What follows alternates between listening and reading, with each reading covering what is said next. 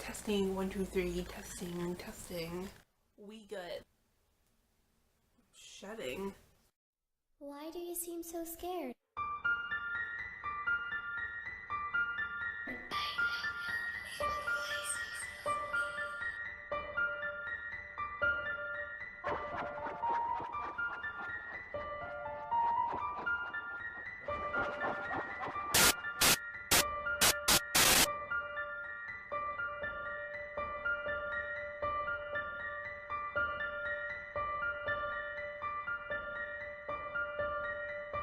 La la la la la la la la la la. What's up, everyone? It's Christine. Welcome to ParanormalTV if you're new, and welcome back if you are not. Today, I'm going to be talking about more tips for paranormal investigating. So I did this before. I'll throw that one up in the cards. I think it's this way. This was actually inspired by one of my subscribers, Gypsy Road. He asked me for some tips because he was having a little bit of trouble investigating and actually catching evidence. And I thought, you know what? It is about time. I'll do a part 2 because I promised you a part 2. Now, there could be a part 3. I do not know. We will see as time goes by. Because as you investigate, like I said before, you learn more tips and tricks. The more you do it, the more equipment you use and things like that. And I am like itching for a paranormal investigation, guys. I am itching for one. Today I thought would be a decent day for a graveyard vlog, so I was tempted to go to the graveyard. However, there are two near me. One, the one that I normally go to vlog, gets kind of muddy, and it did rain, and Lacey's allergies are terrible. I have a high maintenance dog, and her allergies are awful, so I don't want her to step in the mud because her paws get infected easily. She's sighing. She's like, Mom, stop talking about me. Stop talking about my health issues. Do I talk about yours to the other dogs in the dog park? No. I don't want to go there because in the mud, because her paws get infected, they get really bad. So I don't want to take her along there, and I like to bring her with me, just a little bit of backup because, you know, Lacey likes to pretend that she's a guard dog. And then the second one is kind of rearing I-95. It's like right there. It's almost there, almost at I-95, not exactly.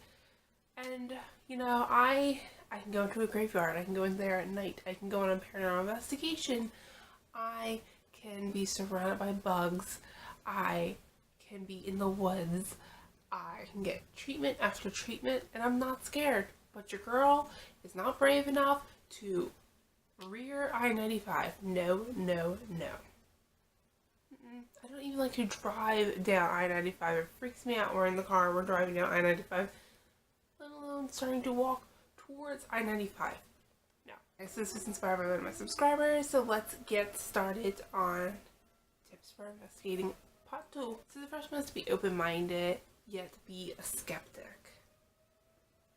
Kind of touched on this. I said explore other options in my first video, but I want to go in a little more detail with that. So I think you should be open-minded. You should believe in the paranormal. I think it helps to believe in the paranormal, to think that there is something on the other side.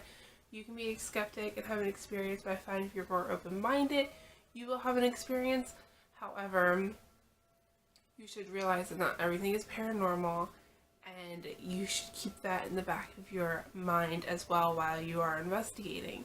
Because you want to have a good investigation. You don't want to just take an investigation, find something that could be paranormal, and just say, yes, it's definitely paranormal, and not investigate it further. You know what I mean? You want to investigate your evidence a little further. You want to examine it very well. You don't want to just throw it on there and be like, whatever. Like, for instance, my one investigation, there was a plane flying over, and when I was listening to the recording, it didn't sound like a plane at all. In fact, it sounded really kind of freaky, and we thought possibly that it was an EVP. And then when I listened to the video footage that coincided with the EVP, I was like, that is definitely a plane. And if I did not investigate that piece of evidence a little further, I would have given you guys false evidence.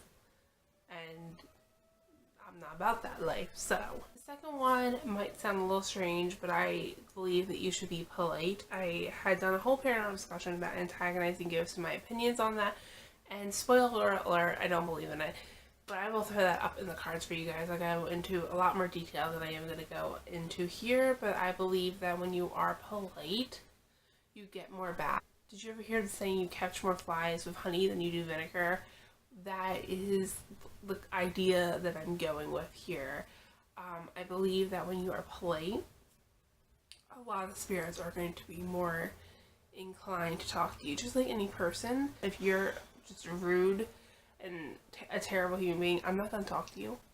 Why would I want to talk to you? I feel like that's kind of the same thing with paranormal investigating. So, another thing with antagonizing spirits is like, what if something bad were to happen to you during that? What if you had a really terrible experience investigating? I like to have good experiences investigating, so I'm not going to take that chance. Also, I just feel like it makes your investigation flow better, and it will make it better. You'll get more evidence that way. So this is something that I feel like to be true based on my investigation. So I have investigated graveyards, I have investigated the Jenny Wade house, I have investigated a friend's house that she believed was haunted, and I've investigated haunted rooms. And within these investigations, there is one place that I go frequently, and that is a certain graveyard. About the first 5 times with investigating, I didn't catch a whole lot. So the first couple of investigations, I caught practically nothing.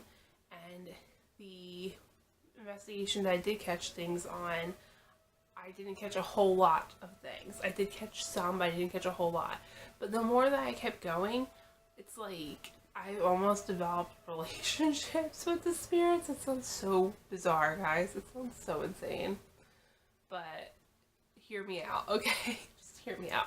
So, one investigation I went on, I felt like I got a warning from the spirits because I wound up getting followed by a very iffy car. That was my episode 2 of the Ghost Files. If you've seen that, you guys know what I'm talking about. We got real freaked out. We had these feelings like we shouldn't have been there. And eventually I got an EVP saying car when the car was following us. And I didn't hear that obviously until later, but it was almost like something was trying to warn us. And so I kind of felt like I had a ghost friend looking out for me. I was like, thank you very much. So after that, that was the investigation that I caught a lot of things on for the first time. And after that, whenever I would go back, I felt like I would catch more and more. We did a spirit box session before, and we asked things like, do you like us being here? And we got, it's nice, it's a pleasure. Just responses like that made us feel like we were wanted there, like we had established some type of connection with these spirits, they remembered us. My name came through a couple of times on the spirit box. So the more frequently you investigate a place, the more they're going to remember you, and they might even become inclined to speak with you through your equipment. My next tip is to be alert. You don't want your mind to ever wander, and you really want to pay attention to what's going on, because if you're not paying attention, you could miss something really great, something really important, and you don't want to do that. My last tip for you guys is to set rules when you're investigating. So if you're when I'm investigating, what makes me feel comfortable is asking for good spirits to be around. I don't want to investigate with a bunch of evil spirits. I am a firm believer if you are evil in life, you're probably going to be evil in death. So the one thing I always do is I ask for good spirits to come through. I didn't want any bad spirits, and if I feel like any negative energy is there, I'm going to ask it to leave. So these are kind of like boundaries I set when I'm investigating. If you ever feel uncomfortable, by all means, end your investigation. That is fine, because your sanity and your health comes first. So if you ever feel uncomfortable, leave. Tell them they have to leave and you are leaving as well. So that is perfectly fine. Don't ever feel like you have to keep going if you are uncomfortable. If I have been uncomfortable on just a couple investigations, not a whole lot, but when I have felt uncomfortable, I didn't leave because I didn't feel like it was anything I couldn't handle. But if you feel like you cannot handle it, get out, leave. It's up to you. You should feel comfortable. And if you feel uncomfortable, don't feel bad about ending the investigation. If you don't want to end the investigation, take a few minutes to collect yourself. You can leave the room, take a few minutes, collect yourself. You can come back and say, you know, if you are making me feel uncomfortable or if you're making me feel a certain way, stop. You're not allowed to do it.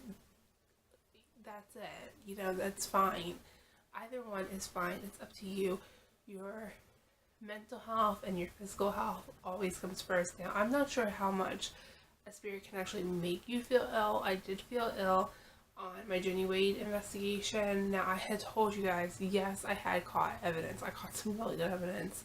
But I also was like in the midst of having a gallbladder attack and didn't know it. So that was most likely why I had the stomach pains, why my face was so hot. I have no idea. That was not the gallbladder attack, because I had like 4 gallbladder attacks that I'm aware of. I might have had more that I'm unaware of, but with those 4 gallbladder attacks, my face never got hot.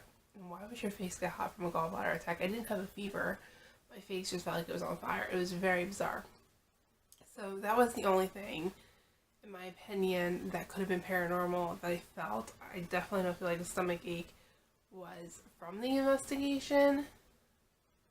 But if you feel like anything negative you're feeling is from the investigation, do what you have to do to make yourself feel better. So those are my tips this time around for investigating. If you want to hear more tips, please do check out that video. It's up in the cards for you guys. I hope you enjoyed. If you have any tips of your own for investigating, make sure you guys comment down below and tell me what those tips are, because I could always use more tips, and I know anyone who investigates that is watching this video could use more tips as well. We can always learn from each other. I hope you guys enjoyed this video, and I'll see you in the next one.